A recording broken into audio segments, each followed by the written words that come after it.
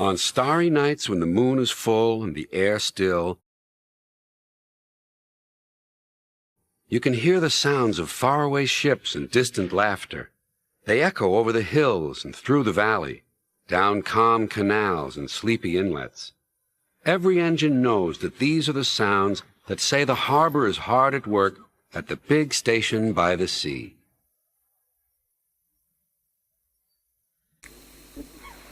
The fishermen who used the port near the big station were bringing in more fish than ever before. Each day the sheds on the quayside were piled high with boxes. Much of this extra fish had to travel by rail, so the trains which Henry and the other engines had to pull became heavier. One night a special load of fish was ordered, and the Fat Controller decided that extra vans must be added to the train that the men called the Flying Kipper. The only spare vans that they could find were old ones that had been standing unused on a siding for some time. Workmen cleaned them quickly, and they were added to the tail of the train.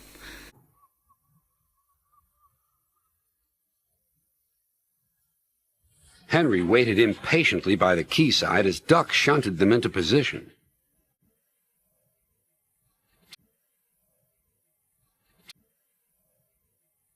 Thomas puffed by with the mail train.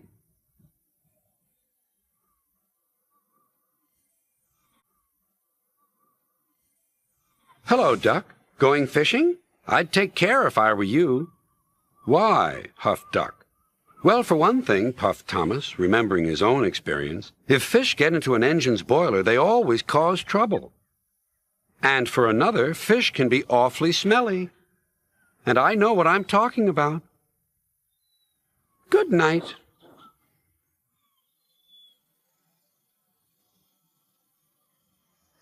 Henry grumbled dreadfully about it, but there was nothing to be done. "You'll just have to put up with it, Henry," said his driver. "At least the extra load will mean we can have a banker up Gordon's Hill."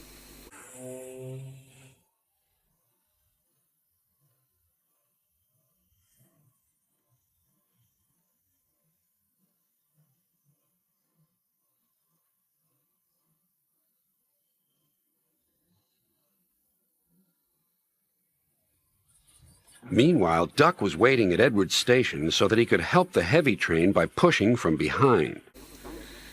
Duck often waited at Edward's station so that he could help heavy trains by pushing behind.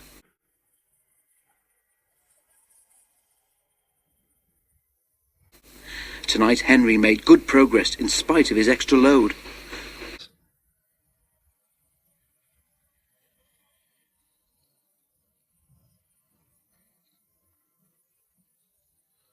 When they reached Edward Station, his driver stopped the train beyond the platform. Then, using Henry's whistle, he gave the special signal which meant that he wanted help up the hill. "Beep, beep, beep, beep," whistled Henry. "I need a banker, please." "Beep, beep," replied Duck. "I won't be long." "Beep, beep, beep, beep. I need help, please." "Beep, beep," replied Duck. "I shan't be long." Duck buffered gently up to Henry's train. He was not coupled on, so that Henry would then be able to run on without stopping when they reached the top of the hill. "Ready!" "Ready!" Duck whistled. "Ready!" whistled Duck, and off they went.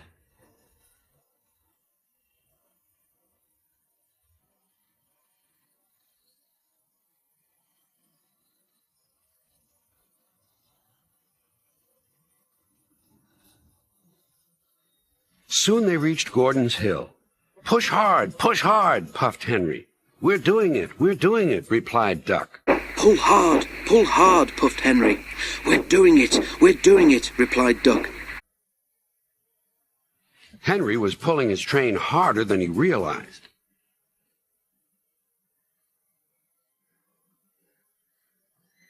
It was a dark night, and Duck felt the weight on his buffers slacken. Because of the dark, he could not see that Henry had taken the train on his own and was slowly drawing ahead. All trains carry a red lamp on the final vehicle to show that the train is complete. This is called a tail lamp. Duck's driver began to be worried. There's no sign of a tail lamp, he said to the fireman, but we must keep going. He whistled, but there was no reply. Then Duck noticed something else. There's no sign of a tail lamp, he puffed. Duck whistled, but there was no reply from Henry. Henry, meanwhile, was going well. Meanwhile, Henry had noticed something too. But his train seemed to be getting heavier. My train's getting heavier, he thought to himself. I'm slowing down. Then there was trouble. He had to keep moving, but he could not avoid slowing down. Suddenly, from behind him, there came a splintering crash. Duck's front bent and pieces of broken wood began to fall on him, one of them denting his funnel. He stopped quickly, and Henry, feeling the jolt, stopped too, just beyond the top of the hill.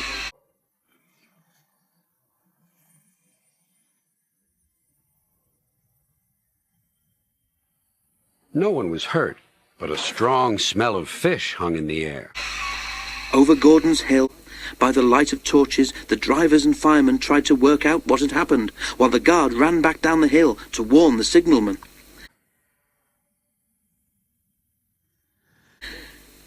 When daylight came, Next day, workmen found the broken tail lamp at the bottom of the hill. it was all too obvious.